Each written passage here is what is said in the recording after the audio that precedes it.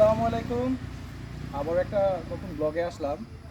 এটা হচ্ছে মূলত সিলেটের একটা অংশ, বিশাল একটা রাবার বাগান। এখানে চতুর্দিকে অনেক রাবার গাছ আছে।